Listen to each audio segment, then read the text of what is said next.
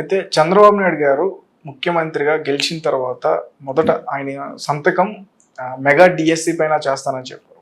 అయితే ఇప్పుడు ఆంధ్రప్రదేశ్లో దాదాపు 24,000 వరకు కూడా ఉన్నాయని చెప్పేసి విన్నాం. కానీ ఆయన 16,000 మందికి మాత్రమే కేటాయించారు. దాని గురించి తమ్ముడి వివరాలు నేను చూడాలి, కానీ స్థూలంగా చెప్తాను. దక్షిణాది రాష్ట్రాల్లో 17 పిల్లలకి లేక 18 మంది పిల్లలకు ఒక టీచర్ ఉన్నారు. ఏ లెక్క చూసినా కూడా టీచర్ల సంఖ్య సరిపోతుంది. కొన్ని సబ్జెక్టులో కొరతలు ఉండొచ్చు, కానీ మనకేమిటంటే ఉద్యోగం అనగానే ప్రభుత్వ ఉద్యోగం మన మనసులో పడింది. ప్రభుత్వం ఉద్యోగాలు ఇచ్చేది సమాజంలో 100 మంది పనిచేస్తుంటే 3 ప్రభుత్వంలో వస్తాయి. మిగతా 97 మంది ఏమవుతారు? మీకు ఒక 100 పోస్టులు రేపు ప్రకటిస్తే 1,00,000 మంది పోటీ పడతారు, లేకపోతే 2 లక్షల మంది పోటీ పడతారు. అంతమంది పోటీ పడితే 100 పోస్టులు. ఆ 100 పోస్టులు ఎవరెవరికి వస్తాయి. మరి మిగతా 99,900 మంది సంగతి ఏంటి? ఇప్పుడు ఎన్నికల్లో మరి ఈ రకంగా ఉపాధి ఇస్తే బాగుంటుందని కోరుకుంటున్నారు కాబట్టి ఓకే, ఉన్నంతవరకు అవసరమైన చేయాలి, అవసరం లేకపోతే చేయకూడదు. కానీ ప్రభుత్వం అన్నది ఉద్యోగాలు ఇవ్వటం కోసం కాదు. ఈ మాట చాలా స్పష్టంగా, చాలా గుండెకు సూటిగా హత్తుకునేలా చెప్పాలి. ప్రభుత్వం అనేది మన ఉమ్మడి సేవలు చేయడం కోసం, మన పన్నుల డబ్బుతో. విద్య కోసం ఆంధ్రప్రదేశ్లో సగటున ఒక్కొక్క బిడ్డ మీద ఏడాదికి 90,000 రూపాయల పైన ఖర్చు అవుతుంది. 90,000 రూపాయల పైన. 180 మంది పిల్లలకి పొట్టగోస్తే అక్షరం మొక్క రావటం లేదు. పిల్లలు తప్పు కాదు అది.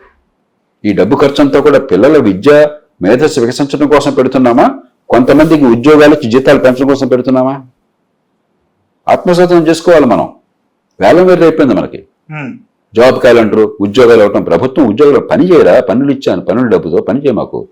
మా రోడ్లు బాగుండేట్లు చెయ్యి, చట్టబద్ధ పాలన ఉండేట్లు చెయ్యి, ట్రాఫిక్ బాగా మెయింటైన్ చెయ్యి, విద్యను బాగు చేయి, ఆరోగ్యాన్ని బాగు చేయి, పెట్టుబడులను ప్రోత్సహించు, రోడ్లు బాగు చేయి, వర్షం వస్తే వరదలు రాకుండా చేయి. అదంతా పక్కన పెట్టి పందేరాలు, జీతాలు, వాళ్ళు పోషించుకోవటాలు, తినేయటాలు, దీని నుంచి బయటపడాలి. సార్, ఇప్పుడు తెలంగాణలో కూడా ఒక ప్రధాన సమస్య ఏర్పడేది. అంటే మనం చిన్నప్పటి నుంచి వెళ్ళి పాఠ్యపుస్తకాల్లో చూస్తూనే ఉన్నాం. జనగణమన వందే మాతరం మనం ముందు చూసుకొని తర్వాత మనం పాఠాలు చదువుకునే వాళ్ళం. కానీ ఏంటంటే ఇప్పుడు రెండు లేవు, తీసేశారు అని చెప్పేసి కొన్ని పుస్తకాలు బయటకు వచ్చాయి.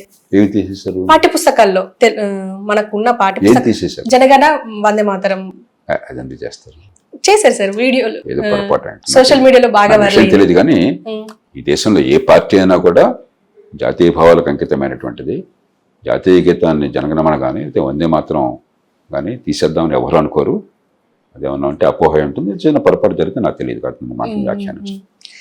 అండ్ సార్, ఇప్పుడు మీరు పార్టీ పెట్టారు, మీరు ఏ ఉద్దేశాలతో పెట్టుకున్నారో అది అందరికి తెలిసిందే.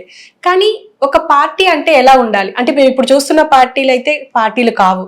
మమ్మల్ని అడిగితే మాకేమనిపిస్తుంది అంటే, ఇప్పుడు ఉన్న ఇటు తెలంగాణలో కానీ అటు ఆంధ్రప్రదేశ్లో కానీ మా తెలుగు 2 రాష్ట్రాల్లో కూడా ఉన్న పార్టీలు అసలు పొలిటికల్ పార్టీసే కాదు. వాళ్ళు నిజానికి నాయకులు కానీ ప్రజాసేవకులు కాదు అని నాకు అనిపిస్తుంది. ఇప్పుడు పార్టీకి 4 లక్షణాలు కావాలి. మొట్టమొదటిది, సామాన్య ప్రజలందరికీ రాజకీయ భాగస్వామ్యానికి వేదిక కావాలి. మన మనసులో కొన్ని ఆలోచనలు ఉంటాయి. రాజకీయ కార్యక్రమాలు పెంచుకోవాలని కోరిక ఉంటుంది, కొన్ని సిద్ధాంతాలు గొంతిన వాళ్ళని కోరిక ఉంటుంది. దానికి వేదిక కావాలి. అంటే పార్టీ కొంతమంది సొంత ఆస్తిగా ఉండకూడదు.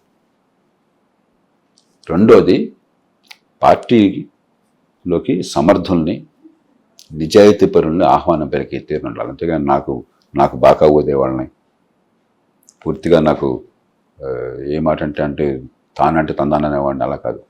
సమర్థులు, నిజాయితీ పరులు ఎవరైనా సరే పార్టీలోకి ప్రవేశం కలగాలి.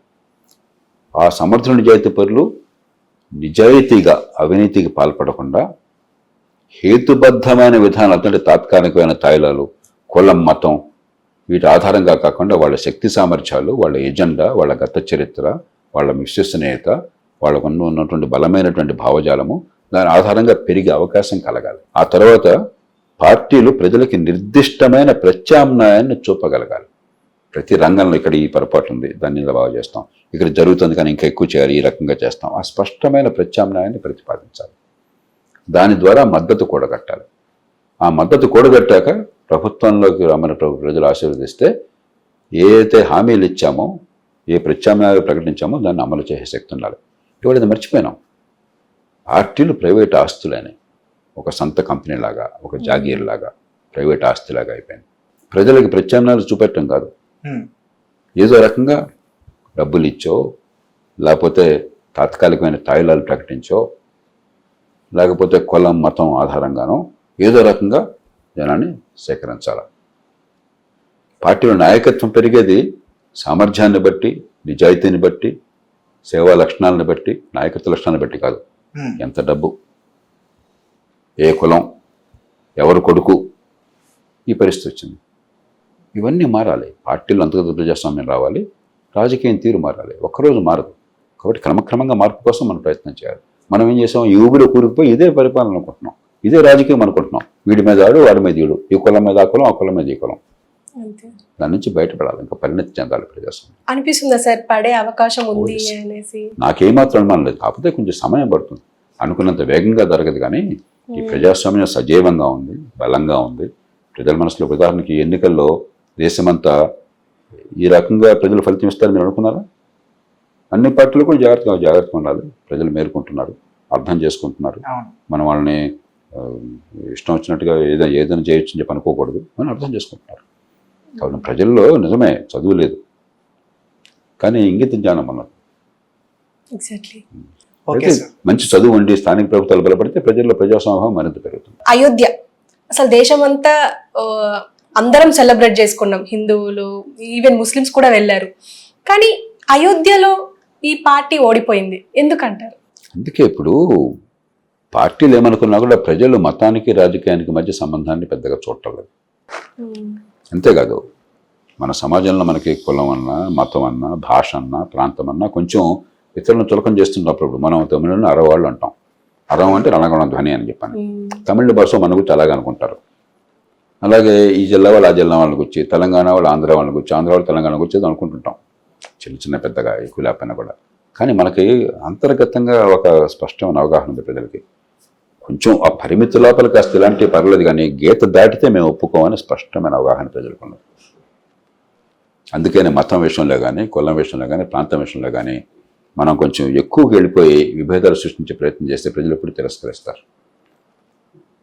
రామాలయం గురించి ఎవరికి అభ్యంతరం ఉండదు, కానీ రామాలయమే పరిపాలనకి ప్రామాణికం కాదు. మంచి పరిపాలన కావాలి. ప్రజలందరూ కూడా దేశంలో ఈ పార్టీ, ఈ ప్రాంతం, ఆ ప్రాంతం లేకుండా మాకు సంక్షేమం కావాలి, అభివృద్ధి కావాలి, అభివృద్ధిలో మాకు వాటా కావాలి. ఇవాళ ఏమవుతుంది, అభివృద్ధి ఫలాలు కేవలం బాగా నైపుణ్యం ఉన్న వాళ్ళకి, మంచి చదువు ఉంటే, నిజమైన చదువు ఉంటే, పట్టణాల్లో నివాసం ఉంటే, నెట్వర్క్ ఉంటే వాళ్ళకి లాభం ఎక్కువ వస్తుంది. మరి గ్రామాల్లో ఉన్న పేదలు, పనికిమాలిన చదువు, సర్టిఫికెట్లు ఉన్నా కూడా ఉపయోగం లేని చదువు, పట్టుకున్న నాథుడు లేడు, వాళ్ళ సంగతి ఏంటి? కాబట్టి ఈ ఎన్నికలను మనం ఎలా చూడాలంటే, ప్రజలు వేగంగా మార్పు కావాలని కోరుతున్నారు. ఒకప్పుడు మిగతా వాళ్ళ జీవితం ఎట్లా ఉంటుందో మనకు తెలిసేది కాదు. ఇవాళ సోషల్ మీడియాలో, టీవీలో అందరికీ అర్థమవుతుంది. మరి నా సంగతి ఏంటి, ఆయన అంత పెరిగిపోతున్నాడు కదా, నేను పెరగట్లేదేంటి అని ప్రజలు ప్రశ్నిస్తున్నారు. ఈ ఓటుకు అర్థం అది.